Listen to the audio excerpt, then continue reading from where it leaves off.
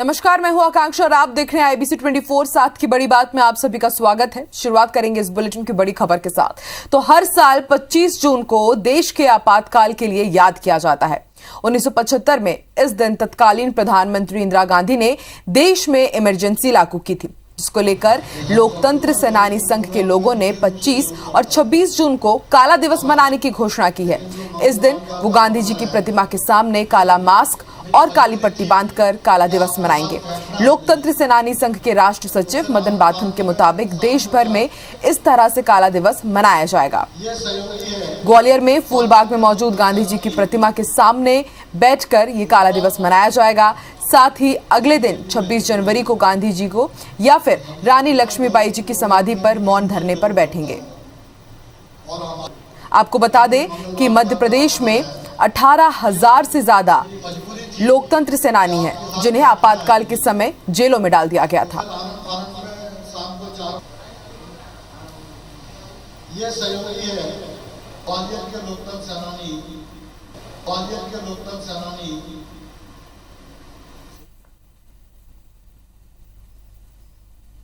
इसी के साथ बड़ी खबर आपको बता दें भोपाल से। भोपाल में आशा उषा कार्यकर्ताओं ने अपना प्रदर्शन खत्म कर दिया है।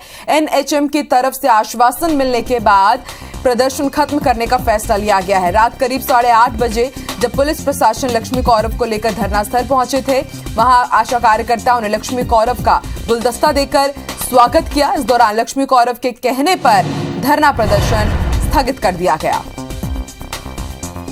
इस बीच लक्ष्मी कौरव ने यह भी कहा कि सरकार ने मांगों को मानने का आश्वासन दिया है। उन्होंने बताया कि NHM ने फाइल को मंत्रालय भेजने के लिए कहा है।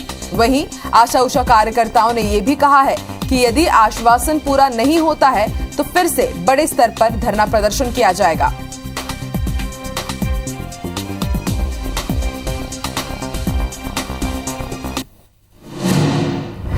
तो पिछले काफी दिनों से आशा उषा कार्यकर्ता जो थी वो धरना प्रदर्शन कर रही थी अपनी अलग अलग मांगों को लेकर, लेकिन कल प्रशासन की समझाइश के बाद, आश्वासन के बाद आशा उषा कार्यकर्ताओं ने अपना धरना खत्म कर दिया है।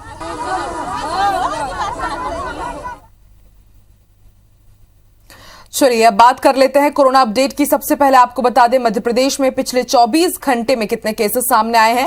तो मध्य प्रदेश में पिछले एक दिन में 62 कोरोना मरीज मिले हैं, तो वहीं पिछले 24 घंटे में 22 मरीजों की मौत भी हुई है।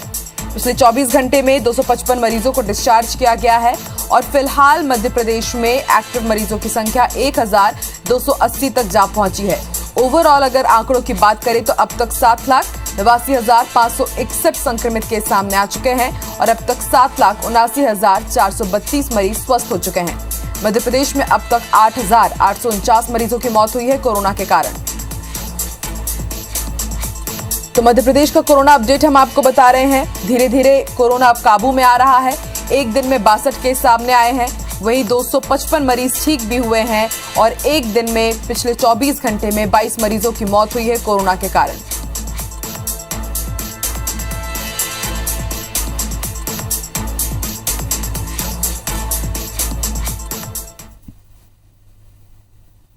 बड़ी खबर आपको बता दें मध्य प्रदेश में ट्रांसफर पॉलिसी जारी है। 1 से 31 जुलाई तक तबादले होंगे।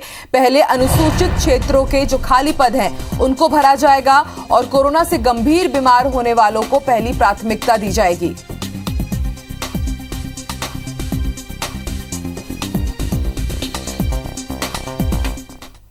चलिए और क्या कुछ आज खास रहने वाला है मध्य प्रदेश में, सीधे रुख करेंगे भोपाल का। जानेंगे हमारे सहयोगी शिखिल से जो इस वक्त भोपाल से हमारे साथ लाइव जुड़े हुए हैं। शिखिल, आज मध्य प्रदेश में क्या कुछ खास रहने वाला है? देखिए, सबसे पहले बात यहाँ पर की जाए प्रशासनिक हलचलों की और सियासत की, तो प्रशासनिक हलचलों के लिए आज महत्वपूर्ण दिन यहाँ पर है क्योंकि मध्य प्रदेश के 2 शहरों में मेट्रो रेल प्रोजेक्ट यहाँ पर जारी है, जिसमें एक राजधानी भोपाल और एक इंदौर मेट्रो प्रोजेक्ट है। इन दोनों ही प्रोजेक्टों में जमीन अधिग्रहण को लेकर आज महत्वपूर्ण बैठक यहाँ पर होने वाली है। मेट्रो रेल कॉरपोरेशन इस बैठक को यहाँ पर करेगा। राजधानी भोपाल की बात की जाए तो 200 हेक्टेयर जमीन के लिए जो TDR नीति सरकार ने जो कांग्रेस शासनकाल में यहाँ पर लागू की थी उसके ऊपर विचार मंथन यहाँ पर किया जाएगा और साथ ही साथ इसके दावे आपत्तियों की जिस प्रकार से यहाँ पर बुला लिए गए हैं उसे लेकर विचार मंथन यहाँ पर किया जाना है। शिक्षा विभाग में भी आज महत्वपूर्ण बैठकों का दिन यहाँ पर रहेगा।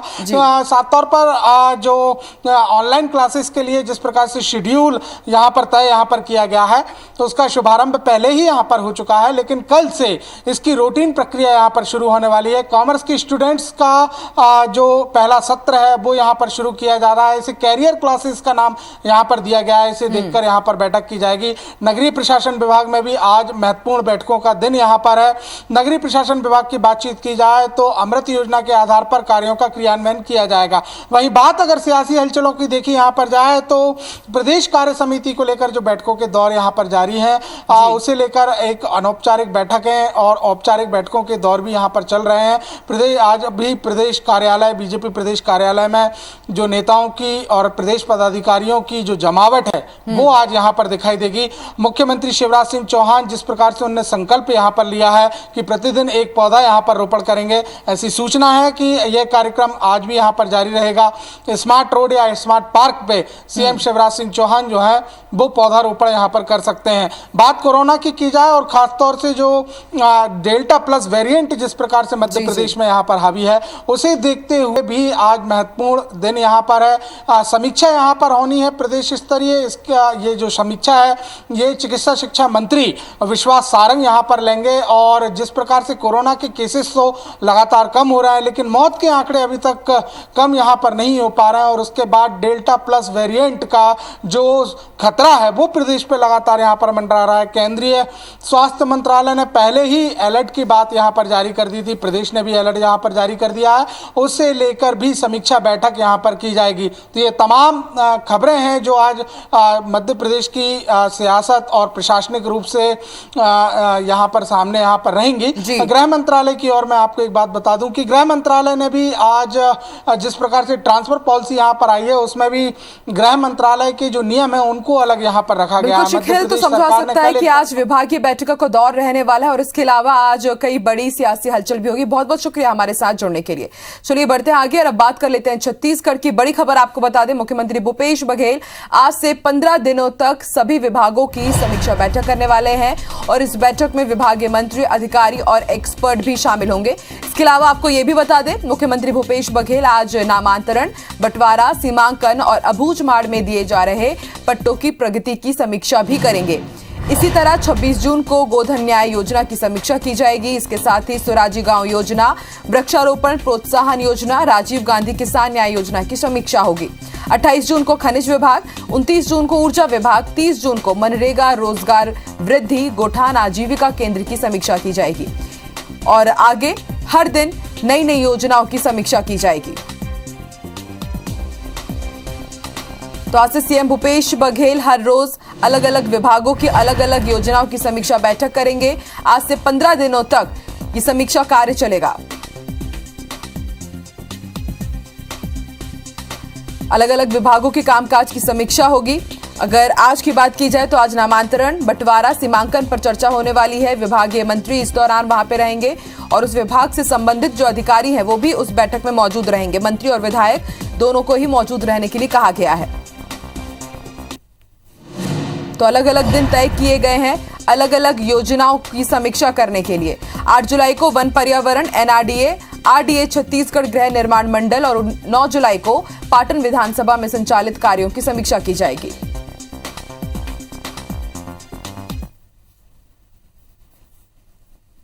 बड़ी खबर आपको बता दें, आज महासमुंद के दौरे पर रहेंगे दुष्यंत कुमार गौतम। आपको बता दें पिछले 2 दिनों से वो रायपुर में बने हुए थे और आज बीजेपी राष्ट्रीय महामंत्री महासमुंद दौरे पर रहेंगे। जिला पदाधिकारियों और मंडल प्रभारियों की वो बैठक लेंगे।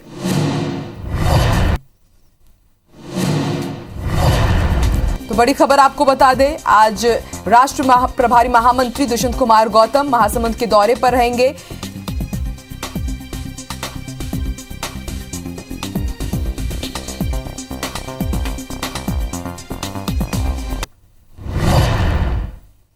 और आज क्या कुछ खास रहने वाला है छत्तीसगढ़ में, जानेंगे हमारे सहयोगी स्टार जैन से जो इस वक्त रायपुर से हमारे साथ लाइव जुड़े हुए हैं। सर, आज दिन भर की अगर बात की जाए तो क्या कुछ खास रहने वाला है छत्तीसगढ़ में, आम खबरें, इसके अलावा बड़ी सियासी हलचल कौन सी रहेंगी?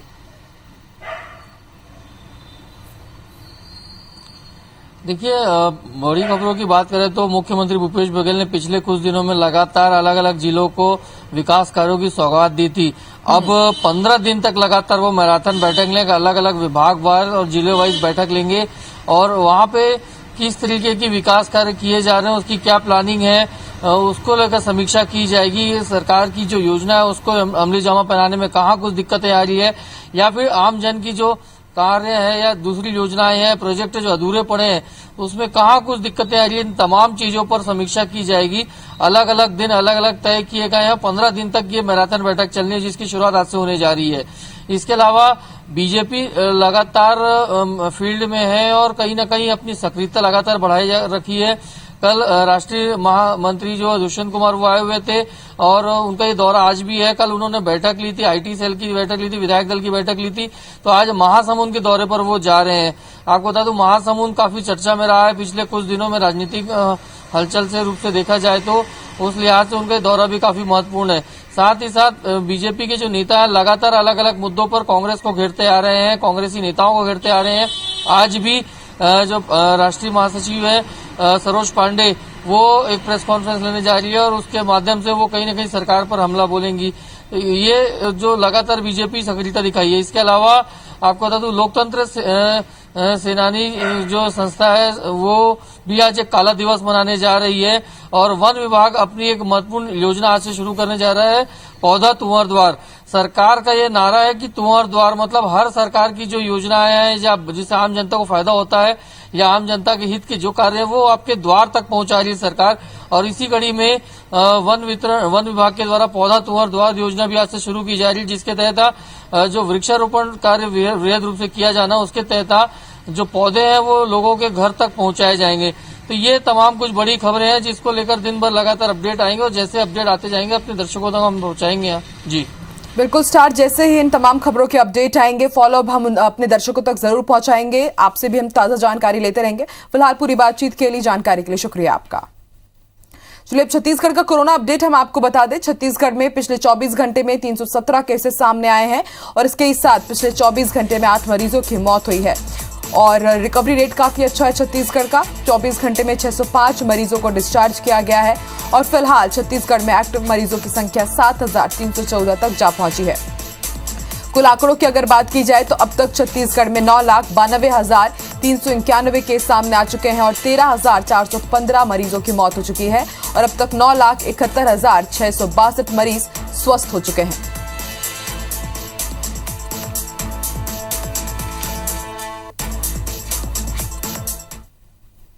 मुख्यमंत्री भूपेश बघेल ने पड़ोसी राज्य मध्य प्रदेश और महाराष्ट्र में कोरोना वायरस के डेल्टा प्लस वेरिएंट के बढ़ते मामलों को देखते हुए प्रदेश में भी इससे सतर्क रहने को कहा है। उन्होंने दोनों राज्यों में इस नए वेरिएंट की मौजूदगी को देखते हुए अंतर्राज्यीय सीमाओं पर आवाजाही पर कड़ी नजर रखने के निर्देश दिए हैं। उन्होंने नागरिकों से भी अपील की है कि कोरोना गाइडलाइन का पालन करते हुए पूरी सावधानी और सतर्कता बरतें, मास्क सैनिटाइजर का उपयोग करें और भीड़ भाड़ से दूरी के नियमों का कड़ाई से पालन भी करें। प्रदेश में अभी मिल रहे कोरोना के नए मामलों में डेल्टा प्लस वेरिएंट का पता लगाने के लिए एम्स रायपुर और रायपुर मेडिकल कॉलेज की वायरोलॉजी लैब से एडवांस स्टडी के लिए सैंपल भुवनेश्वर एम्स और अन्य शहरों में भेजे जा रहे हैं। अब तक राहत की बात यह है कि किसी भी सैंपल में डेल्टा प्लस वेरिएंट नहीं पाया गया है। वैज्ञानिकों ने भी नए वेरिएंट को चिंता की वजह बताया है। इसके लिए अलग से आइसोलेशन सेंटर भी बनाने की बात की जा रही है। जो नया वेरिएंट आया है डेल्टा प्लस, उसमें ये संभावनाएं व्यक्त की जा रही हैं कि इसकी इन्फेक्टिविटी रेट ज्यादा होगी, लेकिन अभी भी इस पे जांच चल रही है। वैज्ञानिक तौर पे अभी पूरा तरह से पुष्टिकरण नहीं हुआ है, लेकिन जो नया वेरिएंट आया है उसके लिए जरूरी है कि हम जीन सीक्वेंसिंग का जो प्रक्रिया है उसको और स्ट्रांग बनाएं। म्यूटेंट हो रहे हैं वायरस और ये चेंजेस होते रहते हैं, तो इस तरह की चीज़ों के लिए ये महत्वपूर्ण साबित होगा ये लैब, और स्टेट ऑफ द आर्ट होगा और बाकी लैब्स के लिए एक तरह का मेंटर की तरह भी काम करेगा। तो इसका हमें इंतज़ार रहेगा। ये जल्द से जल्द यदि इस पर स्वीकृति मिल जाएगी तो इसका काम, चूँकि डीन मेडिकल कॉलेज ने स्थान भी ढूंढ लिया है, तो वो करेंगे।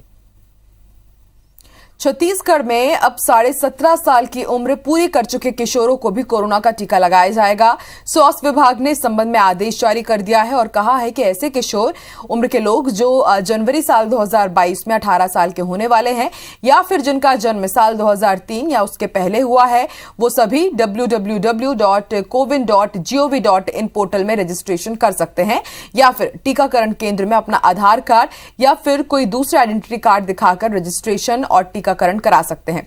इसके लिए वैक्सीनेशन सेंटर में आधार या फिर सरकारी एजेंसी की तरफ से जारी परिचय पत्र के साथ उनको जाना वहां पर जरूरी है। वहीं प्रदेश में टीकाकरण की रफ्तार बढ़ाने के लिए अलग अलग विभागों को भी जिम्मा सौंपा जा रहा है। क्षेत्रीय परिवहन अधिकारी को बस, ऑटो, ट्रक चालकों को टीका लगाने का जिम्मा दिया गया है। वहीं सरकारी और निजी क्षेत्र के स्कूल, कॉलेज के टीचर, स्टूडेंट्स एवं उनके परिवार वालों को टीका लगवाने का काम शिक्षा विभाग के अधिकारियों को सौंपा गया है। इसी तरह हाउसिंग बोर्ड की कॉलोनी और अपार्टमेंट्स में रहने वाले लोगों के वैक्सीनेशन कराने का जिम्मा हाउसिंग बोर्ड को सौंपा गया है। जो हमें बुला रहा है वैक्सीन के लिए, हम वहाँ पे जाके वैक्सीनेशन कर दिए रहे हैं, बशर्ते 100 लोग कम से कम वहाँ पे जमा हो। फिर से आ जाएगा स्टॉक, उसकी चिंता करने हमें बिल्कुल नहीं बोला गया है। आप वैक्सीन हमें जितनी जल्दी हो सके हमें उसको ख़त्म करना है ताकि नया स्टॉक हमारे पास आ जाए। वैक्सीनेशन मामले में दायर याचिका में बिलासपुर हाईकोर्ट में सुनवाई हुई। याचिका पर सुनवाई के दौरान याचिकाकर्ता ने वकील ने बताया कि राज्य सरकार ने अब तक ये जानकर लोगों को कोरोना की तीसरी लहर से सुरक्षित करने के लिए टीकाकरण किया जा चुका है और अब तक कितने लोगों को टीका लगना बाकी है, जिस पर हाईकोर्ट ने राज्य सरकार से वैक्सीनेशन की पूरी स्थिति की जानकारी मांगी है। साथ ही 13 जुलाई को स्टेटस रिपोर्ट भी पेश करने के निर्देश दिए हैं। आपको बता दें, हाईकोर्ट के वकील शैलेंद्र दुबे ने छत्तीसगढ़ हाईकोर्ट में ग्लोबल टेंडर जारी करने को लेकर जनहित याचिका दायर की है। मुख्यमंत्री भूपेश बघेल ने छत्तीसगढ़ राज्य के कोटे के मुताबिक यूरिया और डीएपी की आपूर्ति नहीं होने और जमाखोरी को रोकने के लिए तत्काल कार्रवाई के निर्देश दिए हैं। उन्होंने रासायनिक खाद की आपूर्ति करने वाली कंपनियों को यूरिया और डीएपी खाद की आपूर्ति सुनिश्चित करने के लिए कहा है। साथ ही कृषि विभाग के अधिकारियों को होलसेलर और रिटेलर के स्टॉक को चेक कर जमाखोरी करने वालों को ब्लैक लिस्टेड करने के निर्देश दिए हैं। मुख्यमंत्री ने सभी होलसेलर के पास मौजूद यूरिया और डीएपी खाद को तत्काल रिटेलरों को ट्रांसफर कराने के भी निर्देश दिए हैं। खाद की सप्लाई करने वाली कंपनी, होलसेलर और रिटेलर की संयुक्त बैठक लेकर उन्हें अप्रैल से जून महीने तक की खाद की आपूर्ति के निर्देश दिए गए हैं। वहीं कृषि मंत्री रविंद्र चौबे ने कहा है कि केंद्र सरकार छत्तीसगढ़ की खाद और यूरिया का कोटा कम कर चुकी है।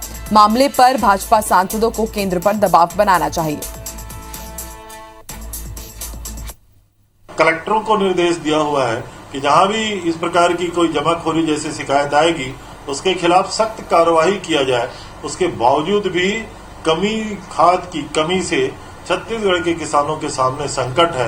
मैंने तो छत्तीसगढ़ के भारतीय जनता पार्टी के सांसदों से भी आग्रह किया हुआ है कि थोड़ा केंद्र सरकार के ऊपर दबाव डालें।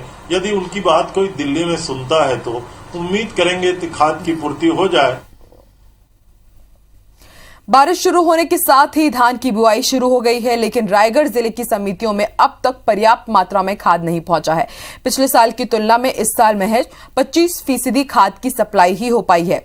आंकड़ों की बात की जाए तो साल 2020 में 22,666 टन यूरिया जिले को मिला था, जबकि इस साल अब तक महज 10,777 टन यूरिया मिला है।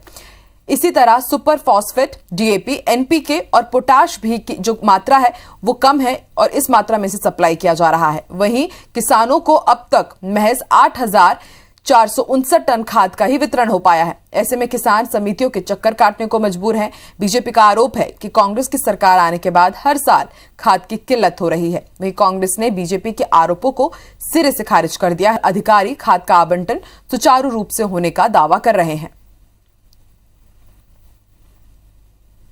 खाद को तो शुरू से ही दिक्कत आ रही है। 1-2 बार खाद आया है, कुछ किसानों को मिल पाया है और खाद अभी बिल्कुल ही नहीं मिल रहा है। स्टॉक ही नहीं है। सोसाइटी में हम संपर्क कर रहे हैं तो स्टॉक ही नहीं है। देखिए, जब से ये सरकार आई है पता नहीं क्यों हर सीजन में खाद का जो है संकट हो जाता है। आज रायगढ़ जिले में ये स्थिति है कि अभी तक पिछले साल 35,000 टन लगभग आपूर्ति की गई थी और उसमें भी खाद की जो है किल्लत किसानों के बीच बनी हुई। अभी मानसून शुरू हुआ है, अभी खाद की उतनी आवश्यकता नहीं है जितनी सप्लाई हो रही है। अगर हम देखेंगे तो खाद की सप्लाई का मेन स्रोत कौन है? केंद्र की सरकार। भारतीय जनता पार्टी को हाय तौबा मचाने की आवश्यकता नहीं है। हमारे जिले में लगातार हर सप्ताह एक न एक रेक आ रहा है और रेक से खाद हमारे पास पहुंच रहा है। अभी बहुत अच्छी पूर्ति हो रही है, किसी प्रकार की कोई कमी नहीं है। ग्वालियर में सरकारी अस्पताल कमला राजे और इसके साथ ही बाल चिकित्सालय में अव्यवस्थाओं की लगातार शिकायतें आ रही थी। ऐसे में कांग्रेस विधायक प्रवीण पाठक वहां निरीक्षण के लिए पहुंचे। निरीक्षण के दौरान जब बच्चों के पीआईसीयू की जानकारी ली तो वो चौंक गए। उन्हें बताया गया कि पीआईसीयू के एसी खराब पड़े हैं। पीआईसीयू में उमस भरी गर्मी से परेशान मासूम बच्चों के उनके परिजनों के हालात देखकर विधायक प्रवीण पाठक संजीदा हो गए और उन्होंने फैसला लिया कि वो खुद सभी एसी ठीक कराएंगे। विधायक ने प्राइवेट आदमी को बुलवाया और पीआईसीयू में लगे एसी को सुधरवाना शुरू भी कर दिया। विधायक प्रवीण पाठक अपने समर्थकों के साथ केआरएच में बैठ गए और करीब 12 घंटे तक वो अस्पताल में ही बैठे रहे।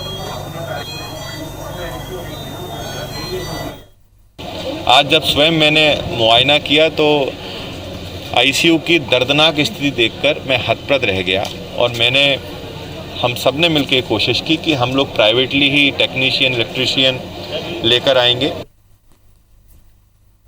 और इसी के साथ इस बुलेटिन में फिलहाल इतना ही। देश और दुनिया की तमाम खबरों के लिए आप देखते रहिए IBC 24। नमस्कार।